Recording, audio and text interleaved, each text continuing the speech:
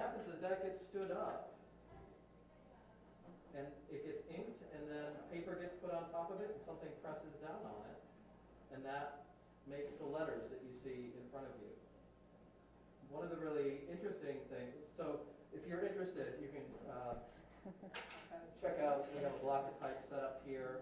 We actually have a couple of poems set in back, so after the session here, if you want to and come and print some poems, you can do that. One of the interesting things about poetry, we have some prose set over here. So this is set sort of in a way that it would fold like a book. One of the interesting differences between verse and prose is that verse is set in lines. This is set in lines too, but these lines are just sort of depend on when you get to the margin, you roll over. It's actually Professor Smith who's in charge of where the lines in verse roll over, right? So we're following her guidance when we set a poem like the one that's in front of you in type. So at the end of each of those lines, you'll see that there's nothing on the paper. But it took something to make that nothing, and that's space. So you got to be very careful when you pass this around because it'll tip over. But you can see the spaces that make up some of this. So those spaces, when they're printed, are really actually heavy because they're made from this heavy metal. And you'll notice in that composing stick just how heavy that is. The other thing you'll notice is between those lines of poetry, there's a lot of space. It also takes something to make nothing. Right? And when I say, it takes something to make nothing, it's kind of reverse alchemy, right? Mm-hmm. It's making nothing from something. But this is heavy too. So this is called leading, and this goes between the lines. I'll send that around too. You can touch that. Before everybody leaves, they should really wash their hands. There's a restroom in the back. Because not only is this, it takes on some of the ink, and you'll end up with, kind of a little smudgy, but it's also metal amalgam, and you kind of want to get that. Okay. Kind of want to get that off. So when we're setting these lines, we're very conscious of the weight not only of the words and the letters, but also of the spaces that are there. So these lines have a real heft to them. And so what we bring to it is the setting of the type and the wrestling with proofreading, because there were lots of proofreading things that we had to come up with. And one of the things I discovered after I had printed off about 20 impressions of the poem that you have in front of you is that I had actually set the title wrong. I had reversed two words, and it was "we now feel" instead of "we feel now." Mm-hmm. And so it just sounded wrong to me, which is how I caught it, because my eyes were not catching it. It was the ear inside my head, and so I had to pull all those letters out, reverse them, and put them back in order to honor your side of your more important side of the collaboration today. I love hearing you talk about this physical process because, the most mundane thing that excites me is learning the origin of the word that I see on my computer all the time, leading. But the really interesting thing is the kind of meticulous devotion that is involved in making a physical imprint in this way. And I feel like it's akin to one of the things that really called me to poetry, which is the sense of quiet, patient devotion that it requires, not only to think of the right words, but to hear your thoughts and questions in order to even think of bringing them into language. So I love that there's this physical corollary for the way that poems are built in the mind and in the ear. I would just say one thing and then I'll be quiet, which is that the poetry really repays that patience and devotion in a way that prose sometimes does not. Mm-hmm. So appreciate the opportunity to set the words that carry the sort of lexical weight and semantic weight in addition to the just the sort of weight of the lead. Mm-hmm. Thank you. Thinking about that bar that creates space and how important it is to the look and experience of the poem on the page is also fulfilling in a way, or gratifying to me, because I think about silence as one of the main tools of a poem. You know, silence that we disrupt in different ways, but that we need as well. And I'll read this poem to you in a minute, and you'll hear the way that silence operates for me. I like to move through a poem slowly and to give the words space to land and sort of expand in a way. And so I like to honor that space a little bit. It feels like the space of searching or reflection or something to me. I would love to hear what registered for you in that description of how the printing works. What felt surprising or familiar in other ways, or even just holding those letters, those little letters. Well, I think for me, I think a little bit it's cool to see how the physical process can kind of feel like the mental process in some ways, of like you have this heavy kind of lead and it's being pushed down, and sometimes you mix up the words, and you know, and kind of getting to see the black and the white and the spacing there. And I think that's kind of cool hearing about it, and how it feels like also when you're coming up with a poem and writing it, how it can kind of be sometimes a fight with yourself if it's not really working, or other times it just kind of flows on there. So I think that was really cool. Mm-hmm. Yeah. I also think that the whole physicality of this really just feels right to me when writing poetry, more so than even just writing prose. I had taken a creative writing class where we had done one half prose, one half poetry, and with the poetry I noticed me and my fellow students, everyone was really exploring a lot with typeface and how they arranged the poem on the page, even though it was digitally typed. You know, it's like leaving lots of spaces in between, maybe having the words trail down like stairs, and I think that lends a lot to the feeling of the poem, like how you were saying you think that the spaces offer a lot to poetry as well, and I definitely agree with that. There's just a physicality to poetry that I think really lends itself to being either handwritten or making it with a printing press is just really interesting. It just adds a whole new element to it. Great. Yeah, I mean, the idea of like, you know, words having weight, you know, like figuratively, it's now sort of like, I don't know, it's compounded almost by the physical weight of, you know, the letters, which I thought was kind of. Mm-hmm. Yeah.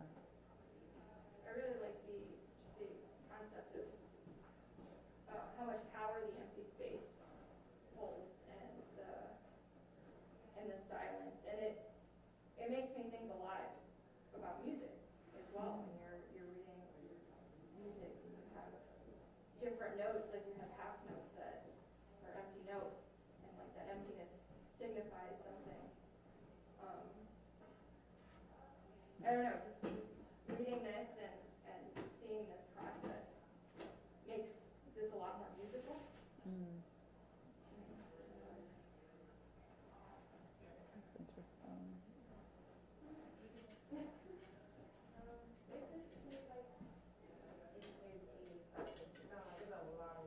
Yeah. It is. Not tedious, but it's a long one. It sounds like you gotta have patience, because one wrong mistake can mess the whole thing up. Mm-hmm. And multiple mistakes can mess the whole thing up a bunch of times. As we both know. Yeah. How many of you write your poems out by hand first?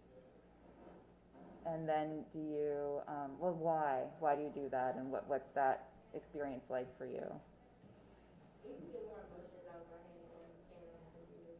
Because like, when you write it by hand, it's like in that moment, that thing of matters. It's just you and paper.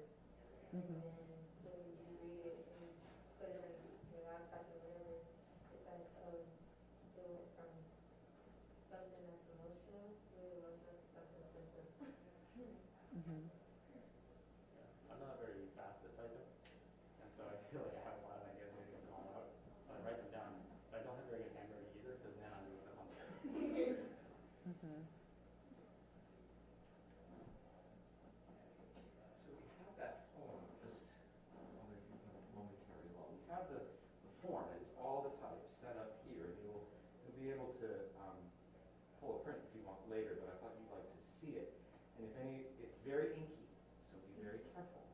But if you want to grab hold of one end, you can get a sense of how heavy it is. Very heavy.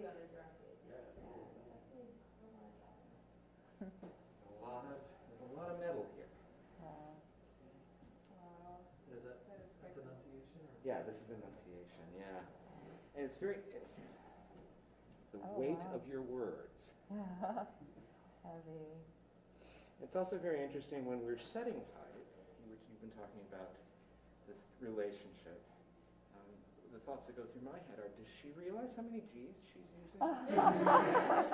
does she know how many words that she uses that end in ing? Things like that. I mean, it's just, the relationships that pop into your head as Mhm. you listen to each individual word, each individual letter come forth. Mhm. Probably about 15 pounds or something.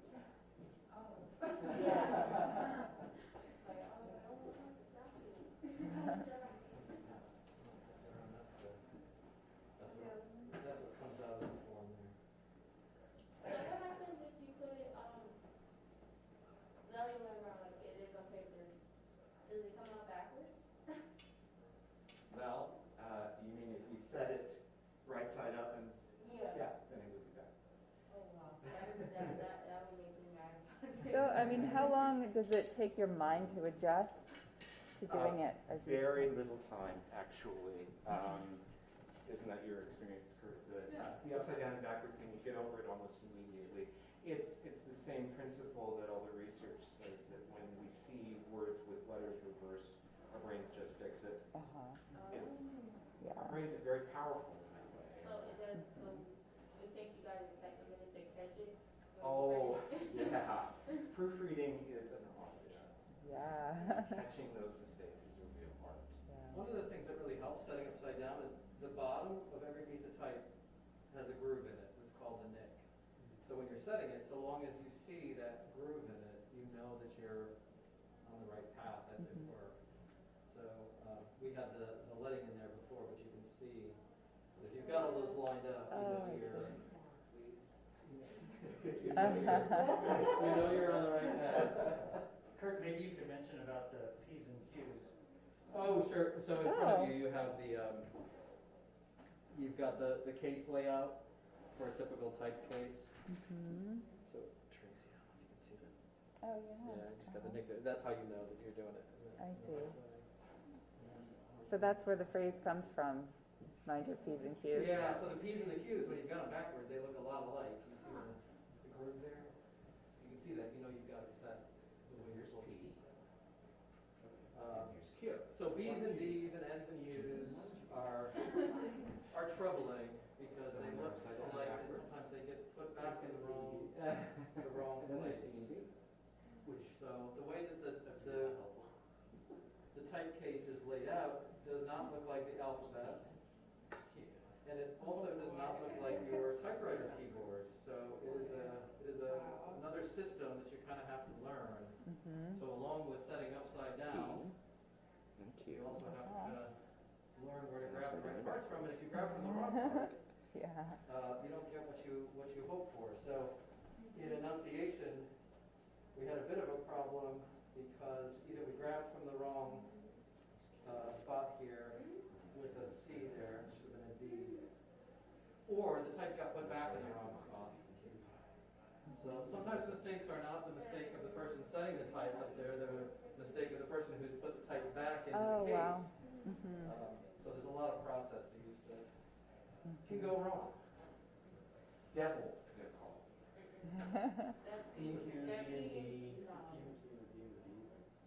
Just looking at it, it's like, okay, which one? I have a question for you kind of about the writing process.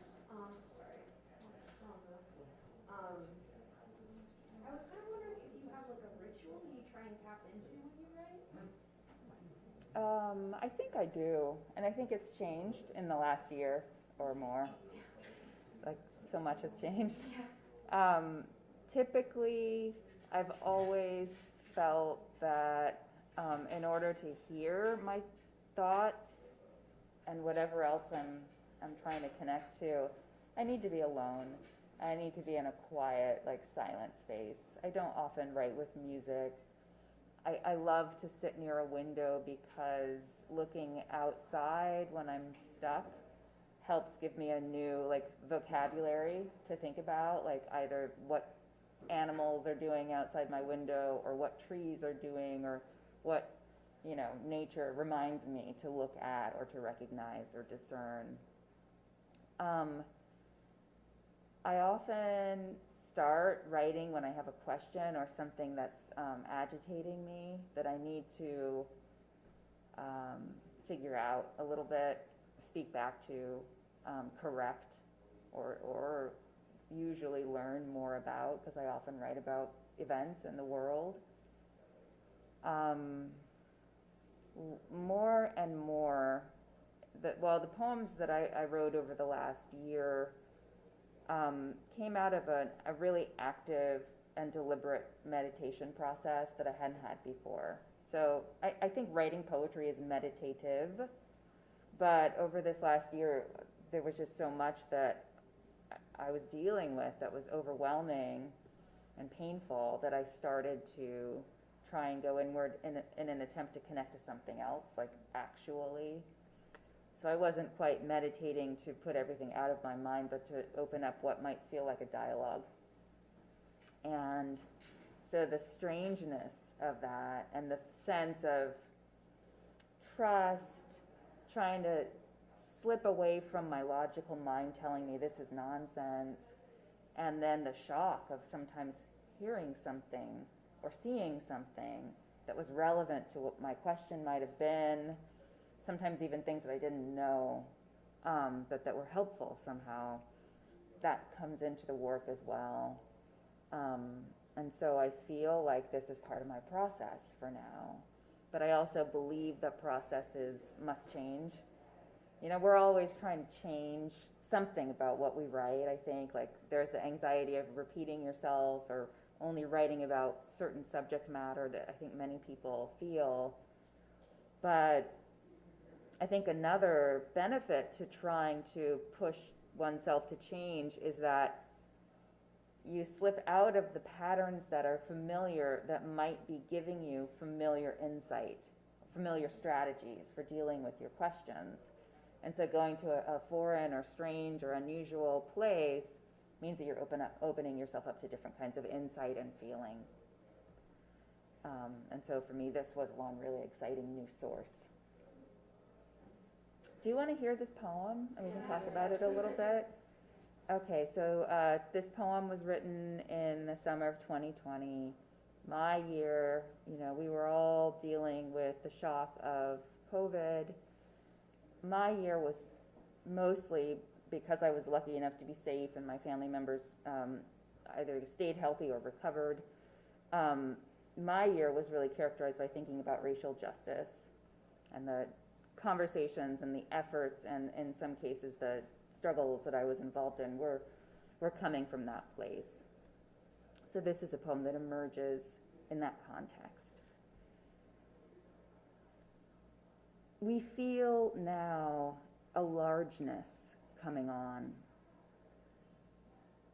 being called all manner of things from the dictionary of shame, not English, not words, not heard, but worn, born, carried, never spent. We feel now a largeness coming on, something passing into us. We know not in what source it was begun, but wrapped, we watch it rise through our fallen, our slain, our millions dragged, chained, like daylight setting leaves alight, to gold, to blinding white, like a spirit caught, flame in flesh.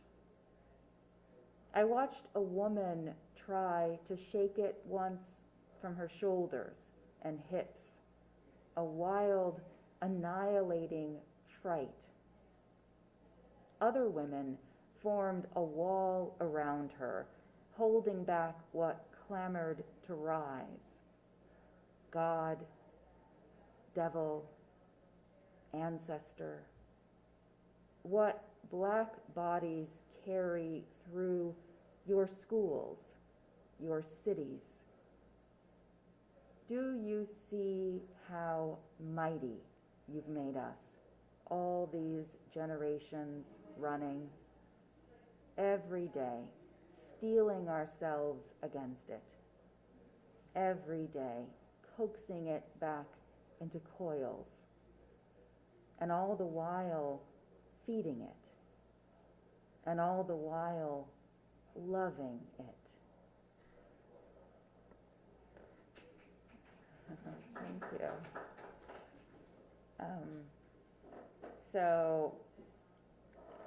It's hard to respond to a poem that might be brand new for you, but I'm always curious, and this is the first question I ask even in my workshops, about what people notice. So what do you notice in this poem? Nothing is too small. I mean, we just heard how meticulous the process of setting the poem is, similar to the process of thinking and building the poem in your head. So nothing is too small that it doesn't want to be noticed. And then what does the poem cause you to think about, to connect or remember, and also what questions does the poem raise? Anything at all, really. Amaya. I remember earlier you were talking about the ritual, of how you like to sit by windows and write, and there's a lot about the outside world, like what's through our cities, and any of your other poems were about. It kind of brings out like the summer of last year, when you start talking about schools, cities, and the Black body period. Like, it kind of brings out everything that kind of went on that summer, but I'm saying 2 months is it was a summer that nobody can like really ever forget, from the riots to everything. And then it kind of makes me think about earlier what happened this year. January 6th actually kind of like, okay, all of that happened, but what are we really doing changes? Like, we did all of this, and it's kind of just what's next? What's new that's going to happen from the changes last year to this year? What has happened? Yeah, that's on my mind a lot, right? We're at this moment of possibility. We're also at this moment where we're getting pulled back, what feels like we're getting pulled back into the lives that were waiting for us all this time. And so there's the fear that some of us have that all these questions and convictions will go away. They are. I feel like after everything, a lot of prosecutors and politicians dropped it, like, we're tired. Like, this is a fight we don't want anymore. We tried. I mean, but I feel like it kind of, it's been a long time coming. That's what I'm going to say. A lot has changed, but not really. You still kind of, people still are set in their own ways. It just sucks. Can I say one more thing? Okay, so I was kind of talking about ancestors and stuff, and oh no, what's that one?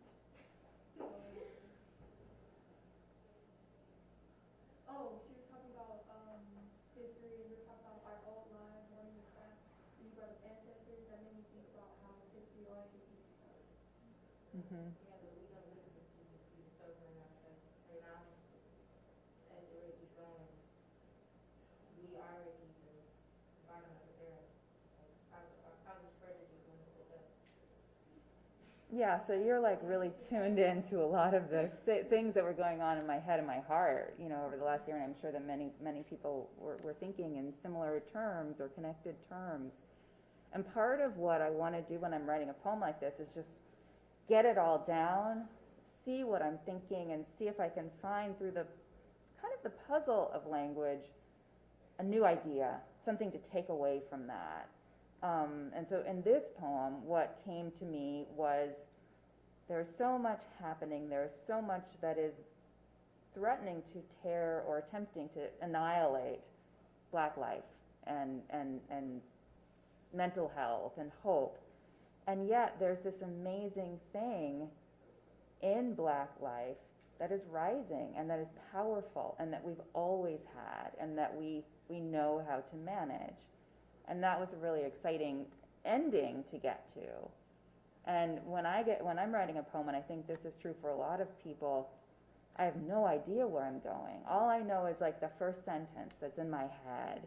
And so moving through the poem is a matter of listening to what I've said, looking around, thinking, remembering, asking the things that can help me move further down the page and into the poem. And then there's something when a poem is successful and it's going to have life that happens when it begins to kind of push me on its own momentum to realize and see and say things that I hadn't been aware of or been capable of saying before. And so this poem, thinking like, oh, there's something powerful that's here that we see and feel. That was exciting. It made me feel hopeful. And it reminded me that though history repeats itself, and that is often awful, there's so much power in history and resistance and survival and community that is also ongoing. And that was comforting in a way. I don't think I felt that at every moment, but the poem helped me learn that a little bit. I noticed that you kind of this kind of movement, and I felt in the poem that movement, and I think that really there's the image, right, of like a woman who tries to shake it, and this kind of wall that I felt was such a powerful image, and I really, that kind of still stuck with me, and I also love the one question mark that comes kind of towards the end, and yeah, I think that like that kind of twist it felt like that turning, and that's where it really starts to feel like it picks up and feels kind of like, all the loving and the, has that turn and it kind of feels like it's talking back to the reader. Mm-hmm. So I really love it. That's the moment in the poem where the poem figured out who it was talking to also, right? Right above that, that's where the your comes in. Your, is that right? Yeah, your schools, your cities. So it's like speaking outside. It's speaking to the wider white world. I didn't know that when I started the poem. It was moving 2/3 of the way through that made me realize this is the context that this poem that has brought this poem on. And so I'm excited that the question alerts you to the shift or to something deepening. I think it was that turn to address a very specific reader or imagined reader that made that possible in a way.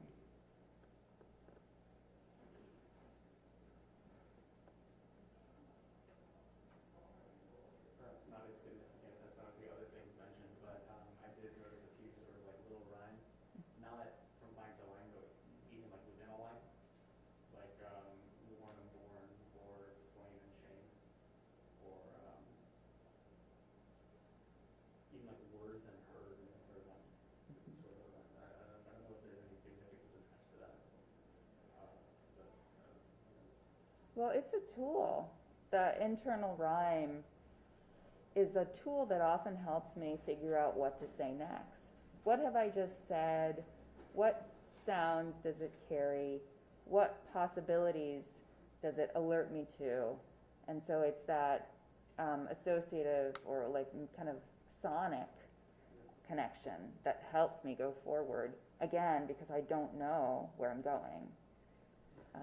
And that's always so exciting to me when you're writing. Like, you really are forging a path. You don't even know necessarily what you think until you have said it. It sort of feels miraculous to me that we know things and we have things to say and we have insights that can teach ourselves something. That's always just sort of fascinated and surprised me.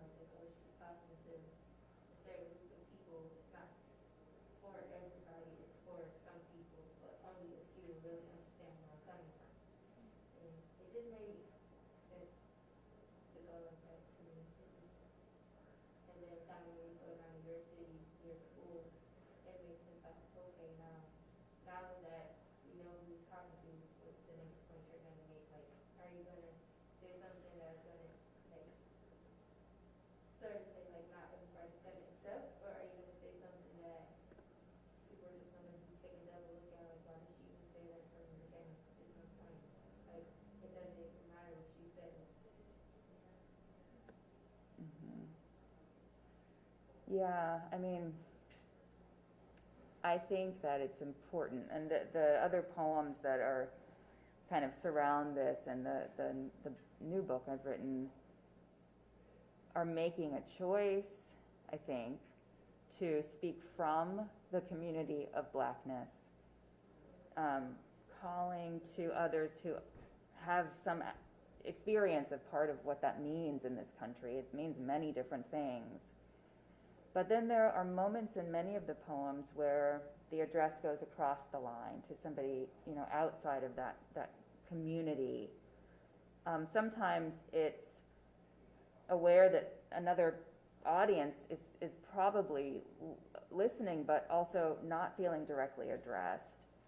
And I feel that, living as a Black person, any marginal group, it could be anything, living as a trans person, living as a person with different abilities, you're not the central figure for so much of the discourse that happens. You're a second or a third or an afterthought.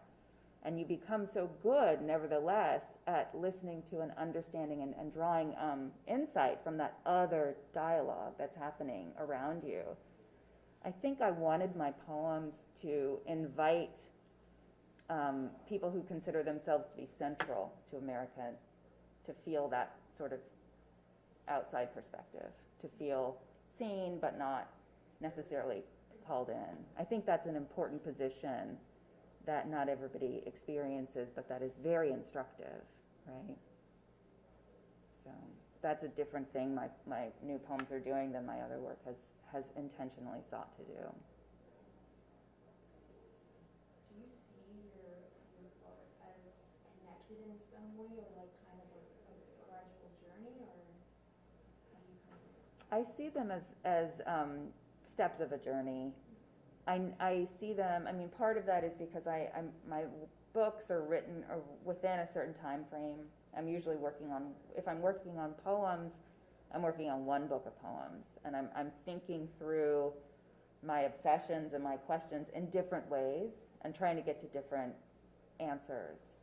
And then I gather those poems together and try and figure out what they're saying to one another, what they're teaching me, what the journey is that they constitute together.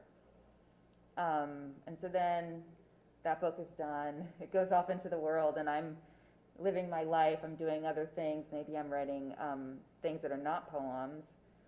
And eventually I come back to a place where I need to write poems because I've traveled a little further. I'm in a different, in the midst of other conditions. And what I noticed, this book that's coming out in a month or two is new poems, but also selections from my other books. And so I got to really sit with those other books and see what they were about.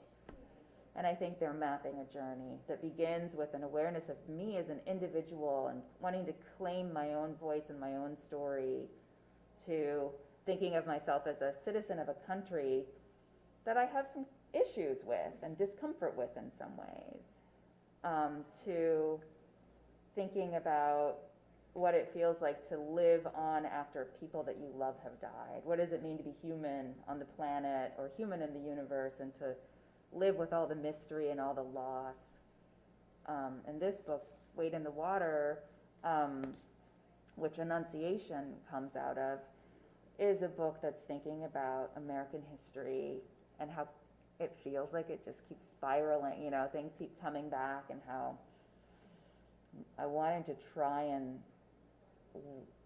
read and listen to history in such a way that it could teach me things that somehow we haven't yet learned. And I know those are all distinct projects. The poems are a little different from one book to the other, but I think that they're one book made possible the next step of the journey that the following book makes. And so that's how I think of them. I think of them as almost like family units. They're working together towards something. But I know other poets think about their books differently, as different types of projects. I want to know if there's more that we can do with the printing aspect of our time. How are we? Do people want to do some printing?